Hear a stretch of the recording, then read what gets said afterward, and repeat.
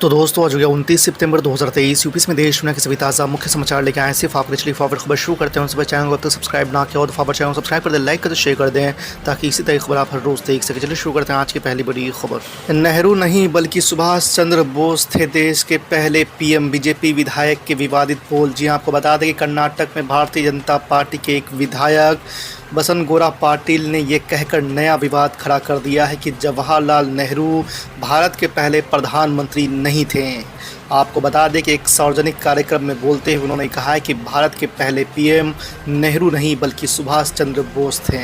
संसद के विशेष सत्र में महिला आरक्षण बिल पर राज्यसभा में राजद की ओर से मनोज झा ने चर्चा की थी। इस दौरान कोटे के अंदर कोटा की मांग करते हुए उन्होंने सभी लोगों से अपने अंदर के ठाकुर को मारने का आह्वान किया था।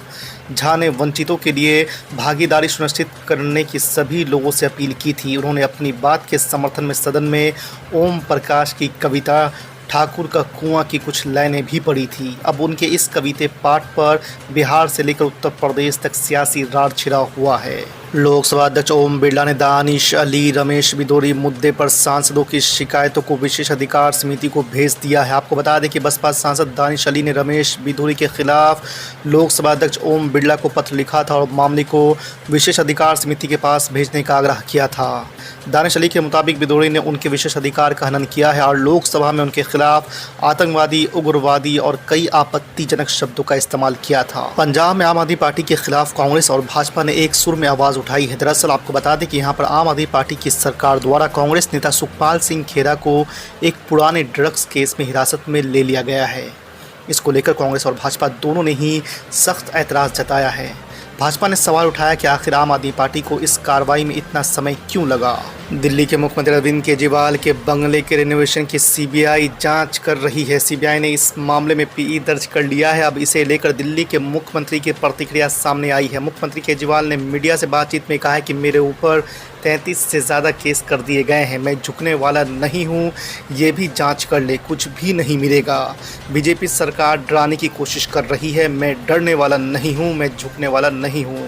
केजरीवाल ने यह भी कहा है कि बीजेपी उन्हें तोड़ने की कोशिश कर रही है। ज्ञान वापी पर मुस्लिम पक्ष को जिला जज की अदालत से भी झटका लगा है। बगैर शुल्क जमा किए ज्ञान वापी का हो रहा एएसआई सर्वे को रोकने की मांग मुस्लिम पक्ष ने की थी। इसे लेकर दाखिल अर्जी को कोर्ट ने खारिज कर दिया है। आपको बता दें कि जिला जज डॉक्टर अजय कृष्ण की अदालत ने दोनों पक्षों को सुनने के बाद अर्जी को खारिज करने का आदेश सुनाया है। कोर्ट ने कहा कि ये मामला हाई कोर्ट और सुप्रीम कोर्ट तक निपटाया जा चुका है। आरजेडी सांसद मनोज झा के राज्यसभा में ठाकुर का कुआं कविता पाठ पर सियासी बवाल छिड़ गया है। इस पर ठाकुर समाज के नेताओं ने कड़ी प्रतिक्रिया दी है। इस बीच बिहार सरकार में मंत्री तेज प्रताप यादव ने कहा कि मैं तो बस एक ठाकुर को जानता हूं, वो भी वृंदावन वाले। वहीं तेज प्रताप ने बीजेपी और आरएसएस पर भी जमकर हमला बोला है। तेज प्रताप यादव ने कहा है कि बीजेपी आरएसएस की उपज है। आरएसएस की उपज नाथूराम गोडसे से हुई थी। नाथूराम गोडसे ने महात्मा गांधी की हत्या की थी। ये हत्यारों की पार्टी है, मैं ये खुलेआम बोलता हूँ। एक दिन पहले ही संयुक्त राष्ट्र में विदेश मंत्री एस जयशंकर ने आतंकवाद पर चीन और पाकिस्तान पर जमकर हमला बोला था। जयशंकर ने कहा था कि लश्कर के आतंकी को जब ब्लैक लिस्ट करने की बात आती है तो कुछ देश दंड मुक्ति की बात करते हैं। उधर चीन ने भारत और उसके संबंधों की दुहाई दी है।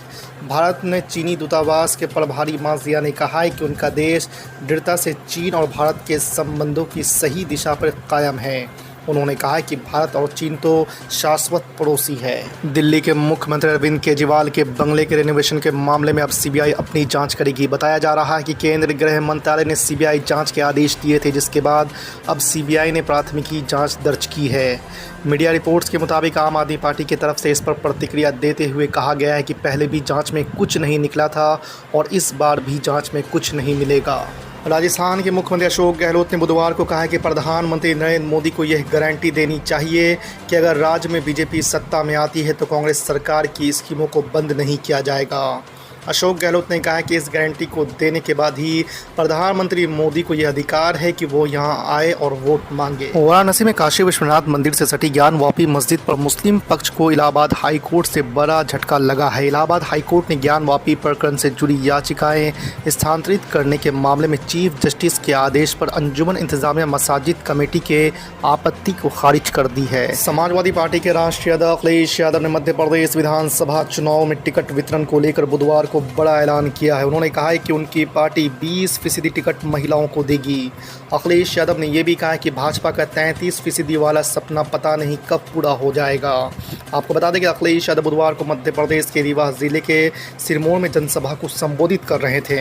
अखिलेश यादव ने कहा कि भाजपा ने मध्य प्रदेश को बर्बाद कर दिया है, सिर्फ विज्ञापन में ही काम दिखाई देती है। बिहार बीजेपी अध्यक्ष सम्राट चौधरी ने राज्य के मुख्यमंत्री नीतीश कुमार पर एक बार फिर से हमला बोला है। उन्होंने कहा है कि बीजेपी पूर्व में नीतीश कुमार के साथ 12 वर्षों तक अंधे प्यार में रही, मगर अब नीतीश कुमार जंगल राज के पुरोधा लालू की गोद में जा बैठे हैं, जिसे 2025 में उखाड़ फेंकना है। अब उनकी वापसी किसी भी कीमत पर एनडीए में नहीं होने वाली है। उन्होंने कहा है कि यह पगड़ी तभी खुलेगी जब नीतीश कुमार को सत्ता से उखाड़ फेंकेंगे। ऑल इंडिया मस्जिद इत्तेहादुल मुस्लिमीन के प्रमुख असदुद्दीन अवैसी ने आगाह किया है कि उनकी पार्टी के समर्थन को हल्के में नहीं लिया जाना चाहिए। उन्होंने 2 तेलुगु राज्यों के एमआईएम नेताओं और कार्यकर्ताओं से कहा है कि हमें किसी का समर्थन करने की कोई मजबूरी नहीं है। अगर कोई मजबूरी है तो ये उनकी तरफ से है। लोकसभा और विधानसभाओं में महिलाओं के आरक्षण से पहले यूपी के हर जिले में एक थाना महिलाओं के लिए आरक्षित कर दिया गया है। जिलों में स्थित महिला थाने के अलावा किसी एक थाने की कमान महिला इंस्पेक्टर के हाथों में होगी। मुख्यमंत्री योगी आदित्यनाथ ने सोमवार को पहली बार सभी थानों, सर्किल, रेंज और जोन के अधिकारियों से एक साथ संवाद किया। आपको बता दें कि महिला सशक्तिकरण की दिशा में मुख्यमंत्री योगी आदित्यनाथ का ये फैसला अहम माना जा रहा है। हरियाणा के होटलों, रेस्टोरेंट और बार में ग्राहकों को हुक्का परोसने पर रोक लगा दी गई है। राज्य के मुख्यमंत्री मनोहर लाल खट्टर ने सोमवार को खुद इसकी घोषणा की। उन्होंने बताया कि ये पाबंदी ग्रामीण इलाकों में इस्तेमाल होने वाले पारंपरिक हुक्के पर लागू नहीं होगी।